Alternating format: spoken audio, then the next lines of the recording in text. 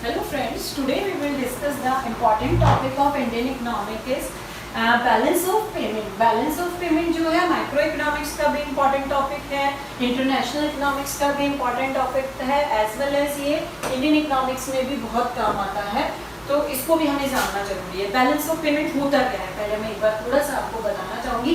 Balance of payment क्या होता है, एक कंट्री का रेस्ट ऑफ द वर्ल्ड के साथ में उसका क्या ट्रांजेक्शन चल रहा है, यानी इंडिया का और अदर कंट्री यूएस चाइना जो भी कंट्रीज हैं उनके साथ उनका क्या अभी बाहर के खाते में चल रहा है, वो है बेसिकली, मतलब उसका किस तरह से वो बैलेंस कर लेता है अपने अकाउंट को और कंट्री के साथ में। डिटेल से हम इसको डिस्कस करते हैं। पहले तो ये it is a double entry system. Double entry यानी एक तरफ तो क्रेडिट होती है, एक तरफ डेबिट्स होती हैं, जितनी भी उसकी लेनदारियां देनदारियां हैं, जैसे अपन अकाउंट्स नहीं पढ़ते कॉमर्स में उस तरह से होता है। Double entry system record all economic transaction between the residents of the country and the rest of the world, यानी हमारी इंडिया के अंदर की जो अर्निंग है उसका रेस्ट ऑफ द वर्ल्ड के साथ में किस तरह से उसका व्यवहार है वो हम इसके अंदर स्टडी करते हैं। स्पेसिफाइड पीरियड ऑफ टाइम, जब भी स्पेसिफाइड पीरियड ऑफ टाइम आता है हम उसको फाइनेंशियल ईयर में ही स्टडी करते हैं। फाइनेंशियल ईयर हमारा वही 1 अप्रैल टू 31 मार्च होता है, उसके अंदर हम स्टडी करते हैं, यानी इंडिया का रेस्ट ऑफ द वर्ल्ड के साथ में कैसा अकाउंट्स में व्यवहार चल रहा है वो बेसिकली बैलेंस ऑफ पेमेंट होता है। डबल एंट्री में चलेगा क्रेडिट और डेबिट, ठीक है। It's take account export import of visible और इनविजिबल। अब इसमें रेस्ट ऑफ द वर्ल्ड से जब हम बात करते हैं तो हमारा सबसे ज्यादा काम किस में पड़ता है, एक्सपोर्ट, यानी हम अपनी क्या क्या चीज़ों को दूसरी कंट्री को दे रहे हैं, क्या एक्सपोर्ट कर रहे हैं, क्या निर्यात कर रहे हैं, क्या भारत से दूसरी कंट्री को चीज़ें जा रही हैं। इंपोर्ट यानी हम क्या मंगा रहे हैं जो हमारे पास उपलब्ध नहीं है, ऑब्वियसली हम दूसरी कंट्री से मंगा के अपना काम चलाते हैं। अब इसमें कुछ तो विजिबल आइटम होते हैं, जो दिखने वाली गुड्स होती हैं, जिन वस्तुओं को हम देख सकते हैं वो विजिबल आइटम होते हैं। फिर होते हैं इनविजिबल आइटम, जो कि सर्विसेज वगैरह जैसे बैंकिंग वगैरह जो सर्विसेज हैं वो इनविजिबल आइटम में आता है। विजिबल में गुड्स जो आपको दिख रही है वो सारी आएंगी। तो इस तरह से एक्सपोर्ट इंपोर्ट वो भी विजिबल भी हो सकते हैं और इनविजिबल भी हो सकते हैं, वो हम बैलेंस ऑफ पेमेंट में देखते हैं। अब इसका मैं पूरा आपको एक बार पूरा ब्यौरा बताना चाहूंगी। देखो बैलेंस ऑफ पेमेंट में एक तो है हमारे यहाँ पे करंट अकाउंट है, दूसरा है कैपिटल अकाउंट है। करंट अकाउंट का थोड़ा सा डिटेल पार्ट हमें समझना चाहिए। तो कैपिटल तो क्या होता है, बेसिकली इन्वेस्टमेंट से रिलेटेड होता है। करंट अकाउंट में एक तो विजिबल आइटम जो मैंने आपको बताया था, जो वस्तुएं हमें दिख रही हैं, जिनके अमाउंट में हम स्टडी कर रहे हैं वो विजिबल उसमें आ जाती हैं। एक तो क्रूड ऑयल है, कार्स, मोबाइल, क्योंकि ये जनरली जैसे अभी चाइना से आ रहा था मोबाइल वगैरह और यूएस वगैरह से आते हैं हमारे जो भी फोन्स वगैरह होते हैं, तो वो सारा क्रूड ऑयल जो है हमारे ओपेक कंट्रीज वगैरह से हमारे यहाँ आते हैं, तो वो सारा जो एक्सपोर्ट इंपोर्ट इसमें दोनों ही हो सकता है। कुछ चीज़ें हम एक्सपोर्ट करते हैं और कुछ चीज़ें हम इम्पोर्ट करते हैं। एक्सपोर्ट में हम हमारी चीज़ों को दूसरी कंट्री को भेजते हैं और इम्पोर्ट में वहाँ से हमारे पास आती है, तो वो सारा विजिबल आइटम आ गए गुड्स में। फिर इनविजिबल में आ गए, एक तो आपकी सर्विसेज आ गई, बैंकिंग सर्विसेज आ गई, वो सारी इसमें आ जाएगी। इनकम, प्रॉफिट, इंटरेस्ट, डिविडेंड, ये सारे इनकम के रूप में मान लो किसी कंट्री को हमने कुछ लगा रखा है, वहाँ इन्वेस्ट कर रखा तो उससे हमें जो प्रॉफिट मिला, प्लस हमने अपना लोन वगैरह किसी कंट्री को ज़रूरत थी तो हमने अपने वहाँ से लिया था तो उसका इंटरेस्ट, डिविडेंड वो आ गया। फिर है ट्रांसफर्स है, रेमिटीज, डोनेशन, गिफ्ट्स हैं। मान लो हमने किसी कंट्री को ज़रूरत थी तो हमने उनको गिफ्ट कर दिया, डोनेशन दे दिया, वो सारा इसके अंदर आ जाता है। पर ये इनविजिबल होता है, जिसको हम देख नहीं सकते, सिर्फ समझ सकते हैं। तो दो आइटम हो गए करंट अकाउंट के। अब इसके बाद में करंट अकाउंट में एक पार्ट आ जाता है, आपने कई बार सुना होगा, balance of trade. Balance of trade में बेसिकली एक्सपोर्ट इंपोर्ट का हम बैलेंस कर लेते हैं। एक्सपोर्ट में से इंपोर्ट को हम माइनस करके निकालते हैं। अगर इसमें आपका एक्सपोर्ट हमेशा ज़्यादा होगा इंपोर्ट से तो बैलेंस ऑफ पेमेंट ट्रेड जो है, बीओटी बोलेंगे हम इसको, बैलेंस ऑफ ट्रेड आपका फेवरेबल होगा। पर इसका इफेक्ट बैलेंस ऑफ पेमेंट पे भी जाएगा, क्योंकि ये बैलेंस ऑफ पेमेंट का एक पार्ट है। इसके अलावा अगर आपका एक्सपोर्ट कम होगा इंपोर्ट से तो हम कह सकते हैं जो मेरा बैलेंस ऑफ ट्रेड है वो अनफेवरेबल है, और कभी कभी ये बराबर भी हो सकता है एक्सपोर्ट इंपोर्ट के, तो ये आपका बैलेंस हो जाएगा। तो इस तरह से बैलेंस ऑफ ट्रेड के 3 फॉर्म जनरली देखने में आते हैं। पर जनरली क्या होता है, हमारे इंडियन इकोनॉमी की अगर हम बात करें तो हमारे यहाँ एक्सपोर्ट तो कम है और इम्पोर्ट ज़्यादा है, तो हमारा जो बैलेंस ऑफ ट्रेड है वो डेफिसिट में आता है, इसीलिए यहाँ पे ट्रेड डेफिसिट लिखा गया है, क्योंकि हमारे इंपोर्ट ज़्यादा है और एक्सपोर्ट कम है, यानी हमारी इनकम तो कम हो रही है और लेकिन हमारे खर्चे ज़्यादा है, तो ट्रेड डेफिसिट वाला सिचुएशन आ जाता है। इसके अलावा कैपिटल अकाउंट भी एक पार्ट होता है, मेन तो ये करंट अकाउंट का मैंने पार्ट बताया, करंट अकाउंट में ही बैलेंस ऑफ ट्रेड भी आ जाता है।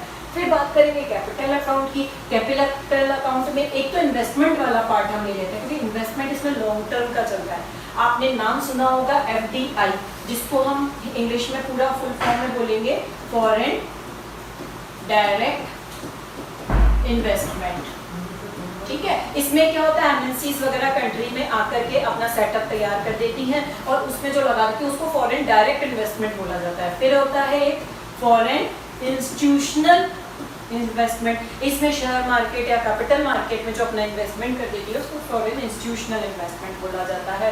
फिर है इसके अलावा लोन्स वगैरह भी इसमें आ जाता है, क्योंकि इसमें लॉन्ग टर्म वाला पार्ट आ गया, बड़े अमाउंट वाला पार्ट आ गया, तो गवर्नमेंट ECBs वगैरह में। फिर इसके अलावा NRI जो है नॉन रेजिडेंट इंडियंस जो बाहर जाके रह रहे हैं, वो जो अपना इसमें इन्वेस्ट कर देते हैं, वो सारा इसमें आ जाता है। तो ये बैलेंस ऑफ पेमेंट का पूरा एक बार को आपको मैंने एक बार बेसिक जो है वो क्लियर किया है। इसके अलावा इस स्टेटमेंट में हम एक तो receipts on account of goods exported, जो हमने गुड्स भेजे हैं दूसरी कंट्री को, उनसे जो हमें रिसिप्ट मिले हैं वो हम इसमें ले लेते हैं।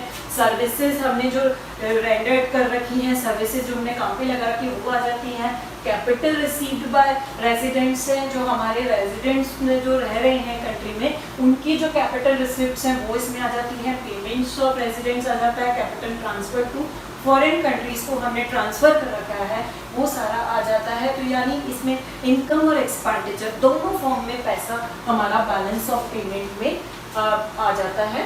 इसके अलावा जो मैं आपको बताना चाहूँगी बैलेंस ऑफ ट्रेड, जो मैंने आपको अभी पूरे चार्ट में बताया था कि बैलेंस ऑफ ट्रेड में हम क्या लेते हैं, basically export import of visible item, जो आइटम हमें दिख रहा है उसके बारे में, जैसे क्रूड ऑयल, कार, मोबाइल, अभी अपन ने एग्जाम्पल देखा था, वो सारा किसमें आ गया, विजिबल आइटम में जो दिख रहा है बेसिकली। और इसके अलावा फिर मार्केंडाइज, एक्सपोर्ट, इंपोर्ट, ये भी इसमें आ जाता है। तो बैलेंस ऑफ ट्रेड में हम बेसिकली विजिबल आइटम्स को ज़्यादा लेते हैं, इनविजिबल को इसमें नहीं लेते।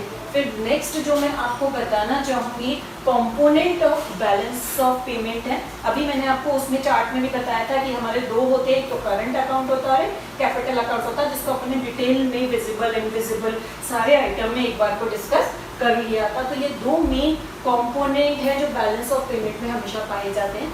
फिर इसके बाद मैं बात करना चाहूँगी करंट अकाउंट। करंट अकाउंट में एक तो विजिबल एक्सपोर्ट इंपोर्ट दोनों ले लेंगे, इसके अलावा इनविजिबल एक्सपोर्ट या रिसिप्ट्स या पेमेंट्स जो है वो दोनों आ जाएंगे, यानी विजिबल और इनविजिबल दोनों आ गए। It contain credit and debit item, मैंने बताया था आपको डबल एंट्री में चलता है, एक तरफ तो क्रेडिट आइटम्स होंगे और एक तरफ डेबिट्स आइटम होंगे। मर्केंडाइज जो व्यापारी या जो व्यापार वर्ग काम करता है वो सारा उनका एक्सपोर्ट इंपोर्ट हम इसमें आ जाता है। साथ ही इनविजिबल भी एक्सपोर्ट भी आ जाता है इसमें, जो दिख नहीं रहे हैं, ठीक है, लेकिन जो सर्विसेज हैं वो हमें इसमें आ जाती है। Debits include merchandise, export, import, invisible, ये भी इसमें आ जाता है। यानी दो तरह के आइटम आके करंट अकाउंट में आ गए, एक तो विजिबल और इनविजिबल, एक्सपोर्ट, इंपोर्ट, ये सारा हमने इसमें इंक्लूड कर लिया है। अब बात करेंगे हम कि डेफिसिट क्यों होता है बैलेंस ऑफ पेमेंट में। इसके बहुत सारे रीज़न है, क्योंकि ये बहुत लंबे समय से चलता आ रहा है और BOP हमेशा डेफिसिट में ही रहता है, क्योंकि हमारे इंपोर्ट हमेशा ज़्यादा होते हैं और एक्सपोर्ट हमेशा कम रहते हैं। क्योंकि government liberalisation import in 1985 this leads to increase import significantly. अब इससे क्या हुआ था, हमारे इंपोर्ट ज़्यादा बढ़ गए थे, हमने लिबरलाइज इकोनॉमी कर दी, हमारी इकोनॉमी को ग्लोबलाइज करके ग्लोबल से जोड़ दिया, तो हमें कुछ हद तक उनके इंपोर्ट्स को भी स्वीकार करना ही पड़ेगा। इंपोर्ट ज़्यादा बढ़ गए, एक्सपोर्ट कम हुए, तो डेफिसिट हो गया। गल्फ वॉर हुआ था 1990s में, उसके कारण भी इंपोर्ट करना पड़ा था, एक्सपोर्ट कम हो गया। रैपिड इंडस्ट्रियलाइजेशन है, इंडिया ने इंडस्ट्रियलाइजेशन बहुत ज़्यादा बढ़ा लिया है।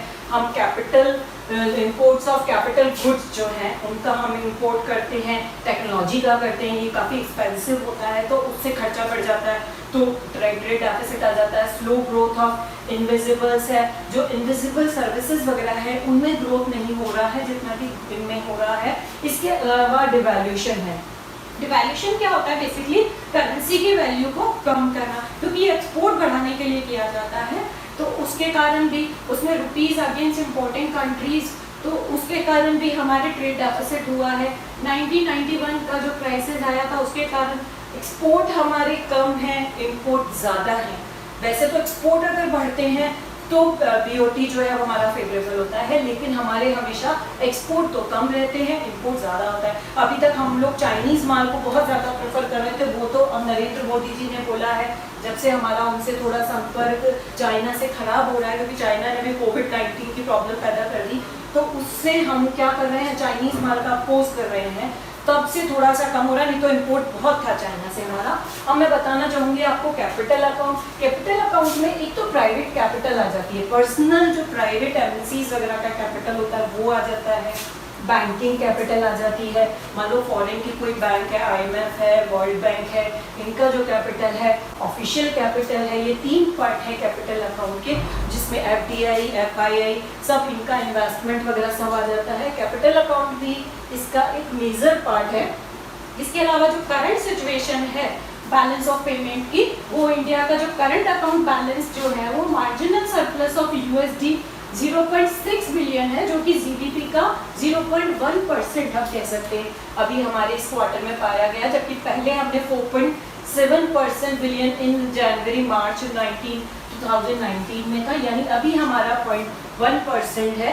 इसके अलावा जो हमारा it's primary on account of lower trade deficit at US 35 billion, a rise in net invisible receipts है, ठीक है। The lower trade deficit is result of sharp decline in demand. अब जो ट्रेड डेफिसिट हमारा कम हुआ है उसका सबसे बड़ा कारण ये है कि डिमांड में कमी आई है, नेशनल और इंटरनेशनल, क्योंकि अभी कोविड का टाइम चल रहा है, तो इंडिया के अंदर भी और इंटरनेशनल लेवल पर भी हमारी डिमांड में कमी आई है, जिससे ट्रेड डेफिसिट जो है वो अपने आप में कम होता चला गया है। और in the financial account net foreign direct investment जो है वो 12 बिलियन हो गया है पहले की तुलना में। तो ये कुछ आपके लिए मैं बैलेंस ऑफ पेमेंट का लेकर आई थी। काफ़ी इंटरेस्टिंग टॉपिक है और जीके के हिसाब से भी बहुत इंपॉर्टेंट है, और इकोनॉमिक्स में तो हर फेज पर आता है। प्लीज़ मेरी वीडियो को लाइक एंड सब्सक्राइब जरूर कीजिएगा। Thank you.